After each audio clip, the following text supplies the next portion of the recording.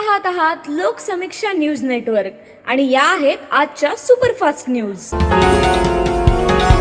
या बातमीपत्राचे प्रायोजक आहेत नंदिनी कलेक्शन, फक्त महिलांचे परिपूर्ण दालन, माऊली निवास, कल्याण मंडपमच्या बाजूस, यशोधन नगर, परभणी। नमस्कार, मी प्रभू दिपके लोकसमीक्षा न्यूज नेटवर्क मध्ये आपलं स्वागत करतो। आपण पाहत आहात परभणीचं एकमेव बातमीपत्र Loksamiksha superfast. Red Apple exclusive MIDC परिसर परभणी। राज्यातल्या फूड डिलिव्हरी, कॅब सेवा व ॲप आधारित सेवांमध्ये काम करणाऱ्या हजारो गिग वर्कर्सना नियमित कर्मचारी दर्जा नसल्यामुळे सामाजिक सुरक्षा, विमा आणि कल्याणकारी सुविधांपासून वंचित राहावं लागतंय। यावर आवाज उठवत सरकारनं ठोस पावलं उचलावीत अशी मागणी परभणीचे आमदार डॉक्टर राहुल पाटील यांनी आज विधानसभेत केली आहे।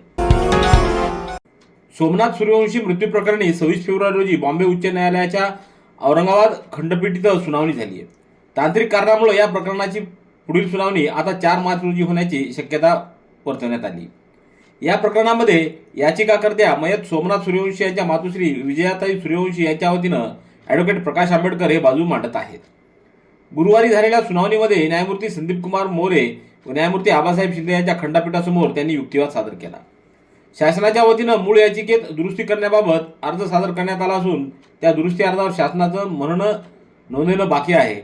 दुरुस्ती अर्ज प्रलंबित असल्यामुळे सद्यस्थितीत अंतिम सुनावणी घेता येणार नाही असं खंडपीठानं स्पष्ट केलं आहे।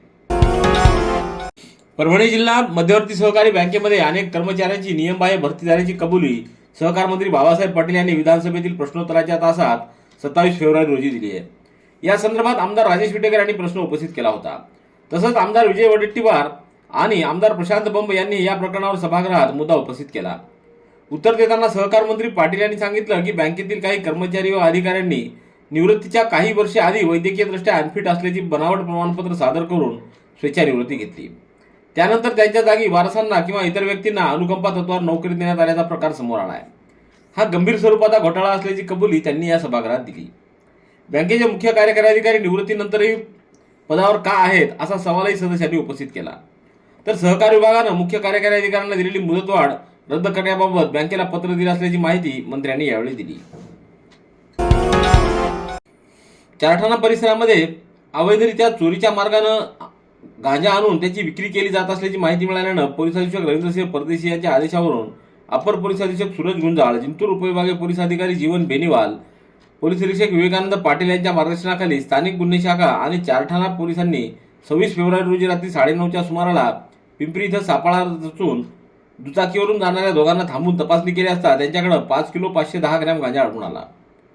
ज्ञानेश्वर संतोष मोहिते आणि शेख सोहेल शेख बाबू या दोघांना ताब्यात घेत दुचाकी व गांजा अंदाजे किंमत 1,10,000 रुपये असा मुद्देमाल पोलिसांनी जप्त केला आहे।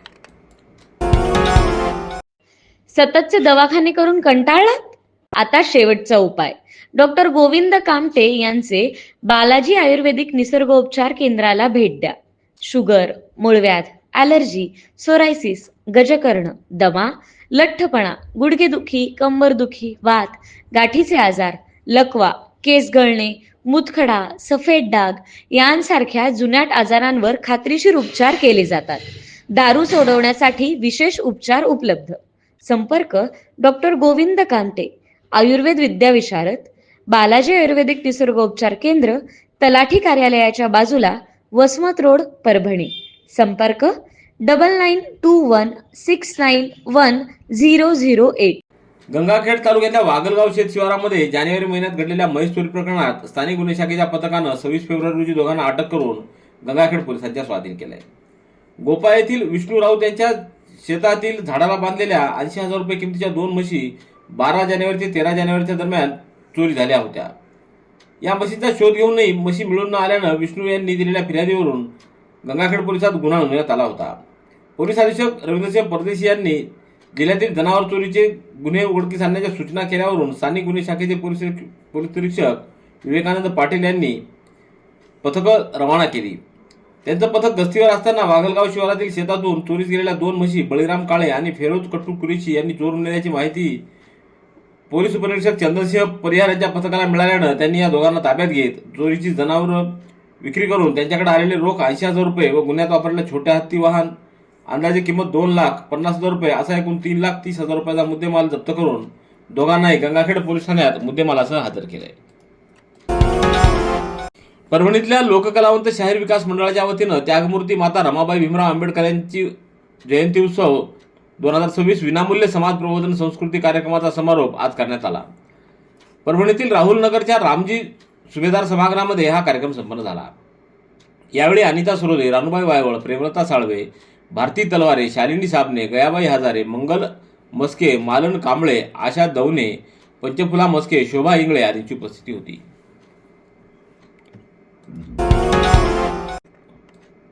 पूर्णा तालुक्यातील झिरो फाटा परिसरात रात्रगस्तीत पोलिसांनी केलेल्या नाकाबंदीमध्ये 5 किलो 110 ग्रॅम गांजा जप्त करण्यात आला आहे. पोलिसांना पाहताच 2 संशयितांनी बॅगा टाकून दुचाकीवरून पळ काढला आहे. या प्रकरणी पूर्णा पोलिसात गुन्हा नोंदवण्यात आला आहे.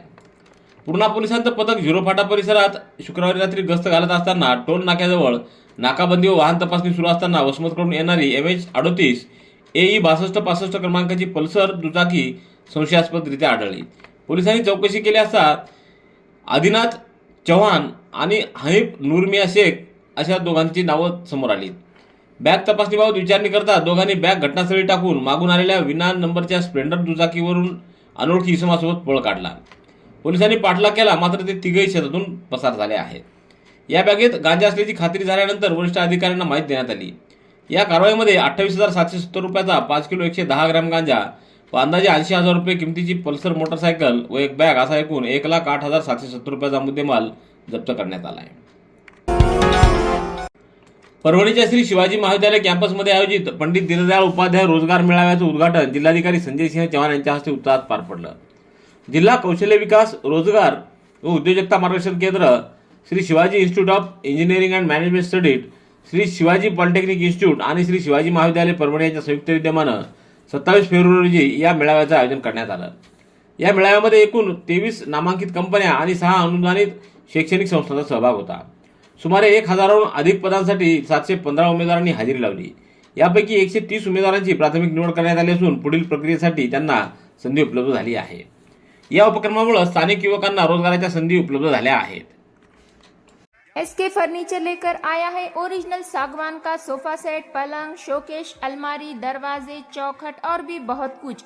SK फर्नीचर पर सभी प्रकार के फर्नीचर्स अवेलेबल है. हमने हमारे शोरूम की लोकेशन दरगाह रोड से बदलकर जाम रोड केनॉल के पास की है. आप SK फर्नीचर में आए और अपने पसंद का फर्नीचर खरीद के अपने घर की रौनक को बढ़ाएं. और हाँ, SK फर्नीचर पर आप किसी भी फर्नीचर को अपने हिसाब से कस्टमाइज कर सकते हैं. हमारे पास सागवान कट साइज इंडियन टेक माल कटिंग करा हुआ मिलेगा या फिर ऑर्डर के हिसाब से भी कटवा कर मिलेगा.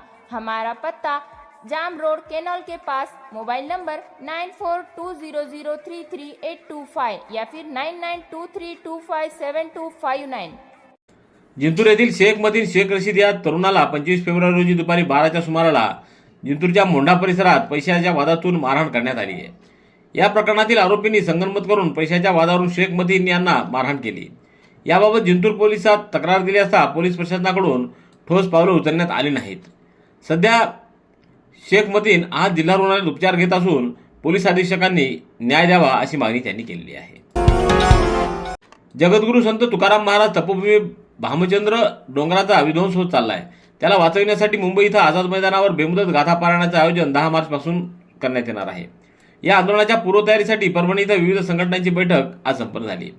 यावेळी चलो मुंबईची हाक देत अध्यात्म व पर्यावरणाचं संरक्षण करण्यासाठी जास्तीत जास्त बांधवांनी आंदोलनात सहभागी व्हावं असं आवाहन करण्यात आलं.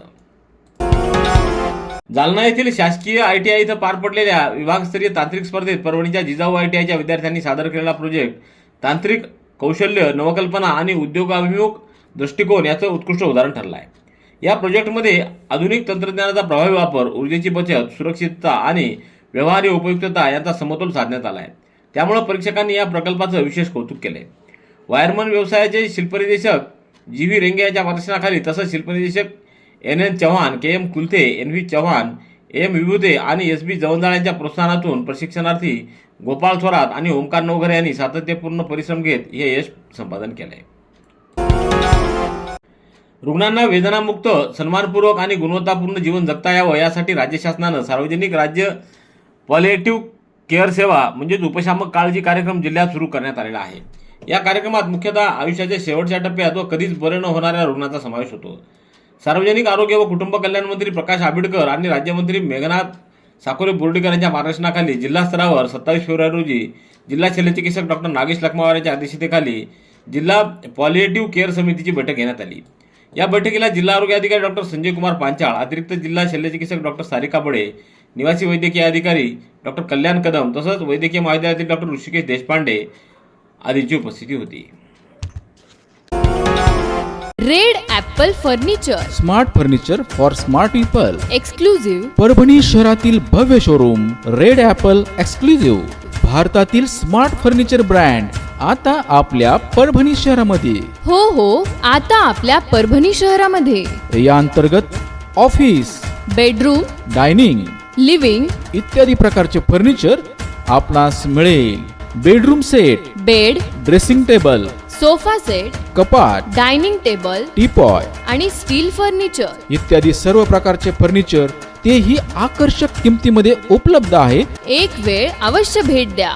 रेड ॲपल फर्निचर, MIDC परिसर, भारतीय स्टेट बँकेच्या जवळ, Parbhani. Red Apple exclusive, MIDC परिसर, परभणी. याबरोबरचे बातमीपत्र संपलं. पुन्हा भेटूया उद्याच्या सुपरफास्ट बातमीपत्रात. पाहत रहा लोकसमीक्षा. तुम्हाला हे बातमीपत्र कसं वाटलं याबद्दल आपली प्रतिक्रिया नोंदवा. दररोजचे अपडेट्स मिळवण्यासाठी लोकसमीक्षा चॅनलला सबस्क्राईब करा. धन्यवाद.